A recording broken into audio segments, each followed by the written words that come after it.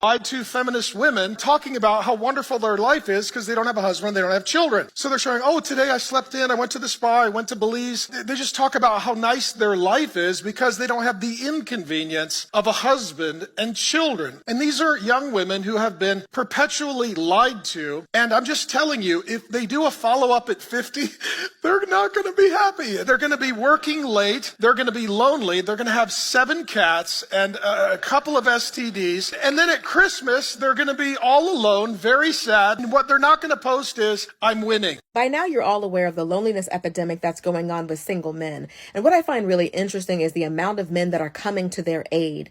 And rather than trying to encourage these men to be better catches, to encourage these men to be better partners, they'd rather try to guilt trip and shame women for not choosing them. Whether it's Tyler Perry saying, even if all he could do is pay the light bill, if he loves you, take him. And now you have this pastor. A pastor sounds like he's listening to these Manosphere podcasts. Even the pastor is saying that you're going to die alone. Even the pastor is saying that you might as well get you some cats. You didn't get that out of a Bible, pastor, but you did get it from a podcast. Why not tell these men to be better? Why not tell them to be more emotionally intelligent and to help out around the house and to be caring and thoughtful and loving and to not think that everything revolves around them? As soon as women start decentering men, you start seeing men from the pulpit to the parking lot, sliding down the wall, throwing up and crying and all of that. It's like, they'll do anything but change. They'll do anything but improve. They'll do anything but be a better mate. So now you have this pastor trying to guilt trip and shame women for not choosing these men. There's a reason why they're not getting picked. You tell women to pick better, and when we're not picking you, you get mad about it. It's because you're not better. Telling a woman that she'll be better off with just any of these men than being alone? There are worse things than being single. There are worse things than being alone. The worst thing is actually being with somebody that makes you feel alone. But here they are from the pulpit pushing on you. You know what? You better get somebody because you're getting older. So is he. And if he's worried about being older and being alone, then he better step it up. I'm not even a single woman, but it's exhausting to me the amount of people that don't believe that you can be single and be happy. They could believe that you could be a George Clooney and a Leonardo DiCaprio. You could be a bachelor in your 30s and 40s and 50s and nobody bats an eye. I bet he's having the time of his life. But if a woman does it, oh, I'm sure she's miserable. Not every woman is built for that. Not every woman wants that. But she's selfish if she doesn't choose that, because her life is all supposed to be about service and servitude to some dusty man. They hear you, pastor, but they're not buying it. They're not going to let you convince them that they're not happy when they know that they are.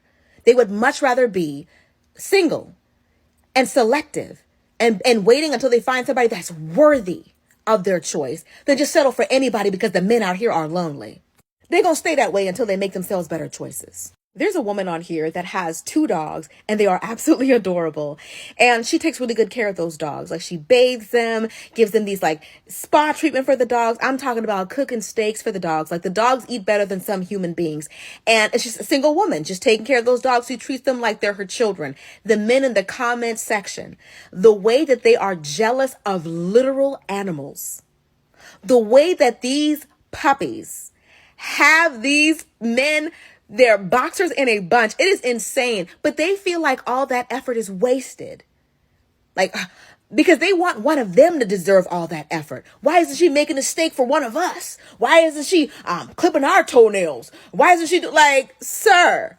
Some of these men, they only think that women are here for their utility. You're only here to be in service to one of them. So if you're out here and you're not serving one of them, they feel like your life is being wasted.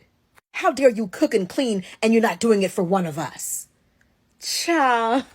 Mark Driscoll, I am not a praying girl, but if I was, I would pray to something out there that I would have the fortitude and the strength to get through this video without telling you what I actually think, because it is not community guidelines friendly. I might go to jail for what I think about you, happily. First and foremost, it is about time for men to stop telling women how to live their life. It's time to not one more pastor, one more prophet, one more bishop, one more teacher, one more dad, grandpa, uncle, husband, boyfriend tells one more girl how to be a girl. Oh, hell no. Here we go. I lived my whole entire life as a biblical woman.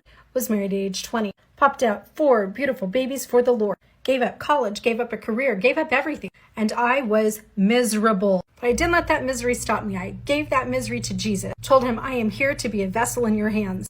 begged him to help me find the joy in my life with the huge house and all the kids and the dinners to cook.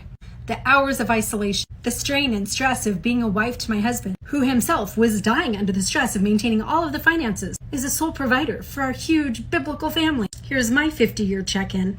After 24 years of biblical womanhood, I was left with 5 STDs from my lying, cheating piece of husband who was banging teenage prostitutes, while also serving in the church full-time. And it wasn't until I stepped away from that biblical lifestyle and reclaimed me that I could finally breathe. That this girl would find her voice, find her passion, find some peace by carving her own damn path in the world.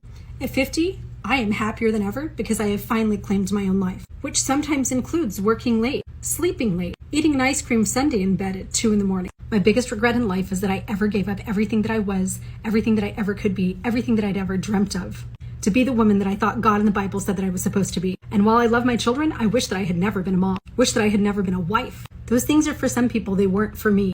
And while I don't believe in your Christian mythology, I find it really ironic that the man who wrote the Bible, the Rabbi Yeshua, spent most of his time with a band of renegade rebel women who don't seem to have had any children or any husbands, and who himself happens to really despise whited, sepulchred, hypocritical pricks. I would vote for the president that illegalized religion.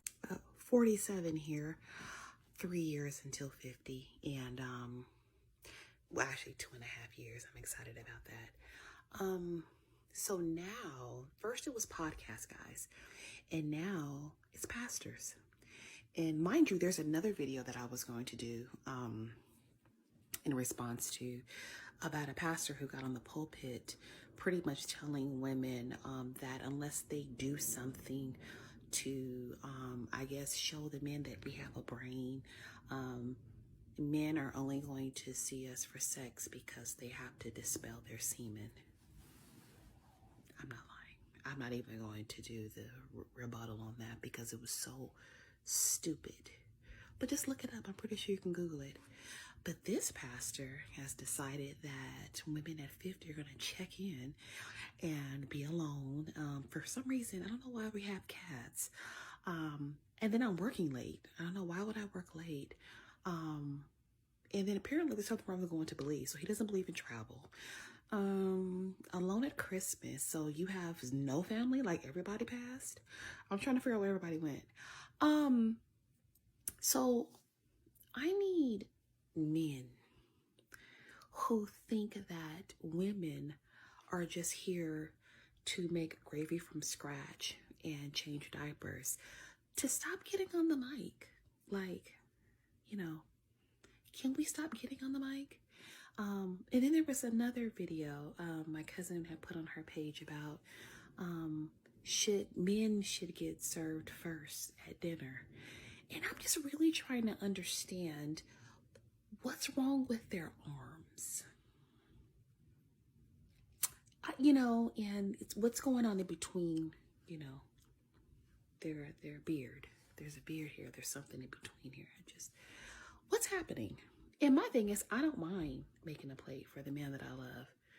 But the patriarchal idea that that's all I'm supposed to do and sit around and wait for him to get home, raise these kids, and don't say nothing, don't make any waves, and, just serve your man.